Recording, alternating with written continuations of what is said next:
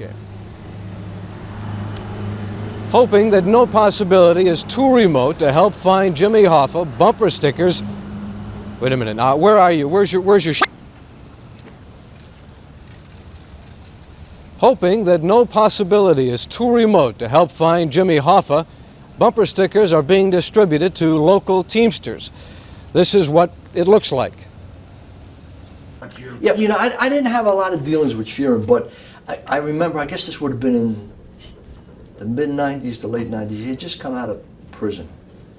And an impresario in Philadelphia named Harry J. Katz was shepherding him around and promoting his story. And there was some kind of press conference or meet the press kind of thing where we all sat down to talk. And I had never met Sheeran face to face before. I'd written some stuff about Teamsters Local 107 in Philadelphia and the Sheeran and the mob connections. But this guy's up there telling stories. But my recollection is he was totally incoherent. He didn't make any sense. And I wonder if there was something physically wrong with him at the time. Now, whether he came out of that and was able to tell his stories subsequent to that, or whether he just always spun those stories in that fashion, I have no idea. But when I read the book, I Heard You Paint Houses, I was very skeptical about it, given that I had met Sheeran and said, I don't know that I can believe anything this guy's telling me. As a reporter at Meet the Press kind of thing, I walked away saying, I don't want to touch this story because I don't know where this guy's coming from, and I don't even know if he's totally there when he's talking to me. Russel Bufalino, to me, again, I never met the guy, but he's one of the more fascinating mob figures from that era. Bufalino controlled a small family in the Scranton-Wilkesboro area. I mean, it wasn't a major organization. But Bufalino moved in all the major circles. He was almost a mafia diplomat. He would come into Philadelphia, he would go into New York. He knew everybody knew him, and he was an expediter. And Bufalino was one of the guys who, you know, depending on what story you want to spin, Bufalino was one of the guys involved in taking out Hoffa. And it would make sense in that Bufalino moved in all the right circles in New York and North Jersey. Bufalino knew all the major players. And Bufalino was a guy who had a reputation for getting things done. Getting things done in the right way. Getting things done in a quiet, efficient way. And that's why Bufalino was able to exist as long as he did, to be successful as long as he did. He was an old-style mafioso, a mafia diplomat, a guy who really kind of epitomized that whole men of honor thing. You know, you don't know much about them, they stay in the shadows. But he was a guy who was well-known, had access to everyone, and was the major player in the underworld in that period. Frank Sheeran, 6'4", Irish, the Teamsters Union in Wilmington, Delaware, which is just a 30-minute drive from Philadelphia, became a major figure. He was close to Bufalino. He also was close to Hoffa. He had served, I think, with General Patton in World War II. Well, do you think all that stuff is definitely true? What? His story about the military? His military service?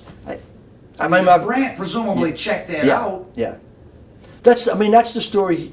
The story he tells, the story that his family tells us, that he was serving in World War II and he became a killer, and that it just carried that into his civilian life.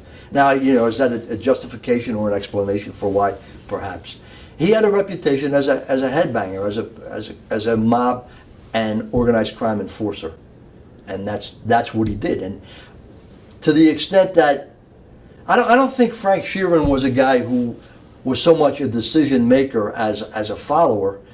He was a guy who would be the guy that Bufalino would go to.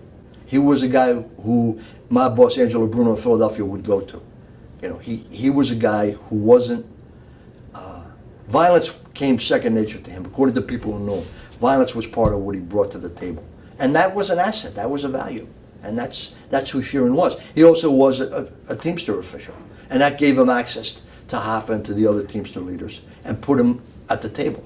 So you got all of those factors that play in. The mob connections, the Teamster connections, the 6'4", bigger than life Irish guy, very personable, a fun guy to be around. So you got all of those elements in play.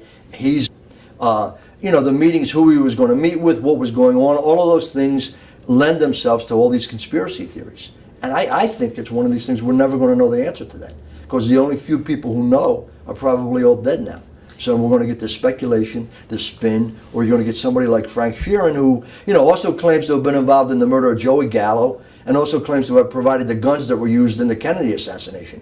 Well, if those things are true, this guy stayed under the radar for a very, very long time, and it's kind of hard to believe. But that's who's telling us that he helped do away with Jimmy Hoffa. He said he killed. Talk about him.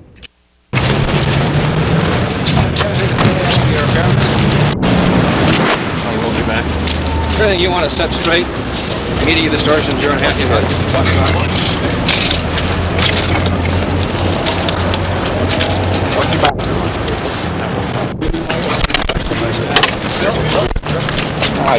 I mean, the Hoffa conspiracy, the Hoffa hit is going to be forever like the Kennedy assassination. We're going to have 8 million different versions of what happened. And, there was that famous book written by the Giancanas, Triple Cross.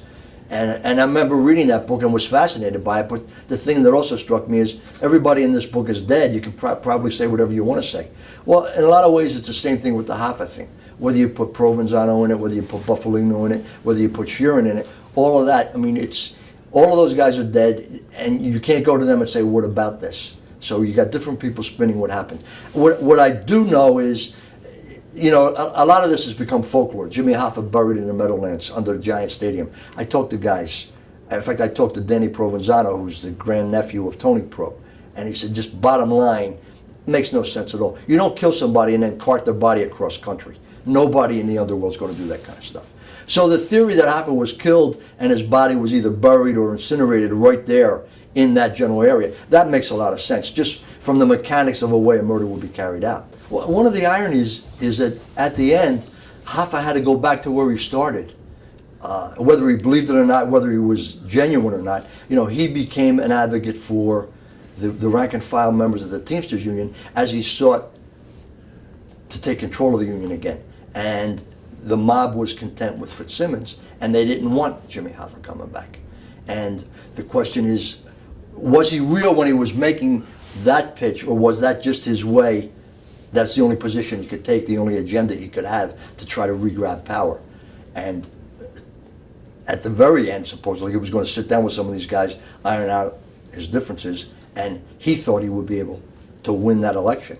Well, I think Hoffa knew what he was dealing with and had a plan. The question was he able to keep everything up in the air? It's that phrase from Machiavelli, fortune favors the bold. He was going to make a bold move to try to come back. But I think there were just too many players involved, too many people who didn't want him to come back, and he couldn't control all the events and all the players, as he could have maybe 20 years earlier when he was at the peak of his power in the Teamsters Union. And he wanted to get back on top, and too many people didn't want him back there, and he paid the ultimate price.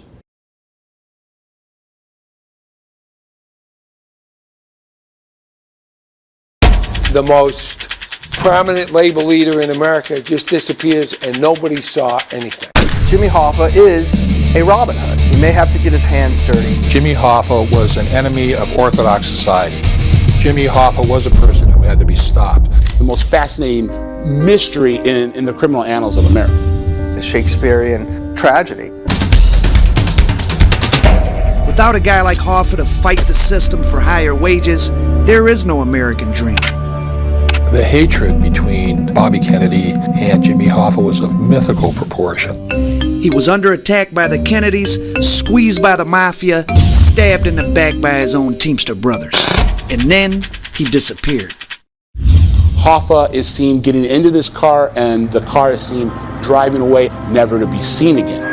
The FBI today admitted it still has no new lead on Hoffa's whereabouts. The Hoffa family has offered a large chunk of money to help find him. More than 200 FBI agents are involved in the search for Hoffa. They knew who was going to do it, they knew how they were going to kill him, and they knew where they were going to dispose of the body. Hoffa stuffed into a 55-gallon drum. It was ground up, churned up, put in sausage. There will be a major announcement concerning the Hoffa case. That the murder of John Kennedy is a straight mob hit. Hoffa had the motive, opportunity, and means to plan the murder. Say Oswald has been shot. Jimmy Hoffa, Carlos Marcello, Santo Trafficani arrange and execute the murder. Hoffa was actually a full-fledged informant by the end. Jimmy Hoffa was going to say something that nobody wanted him to say. In 2003, investigators dug under a swimming pool in northern Michigan. In 2004, they ripped up the floorboards of a Detroit house. This does not happen in America. This murder must be solved.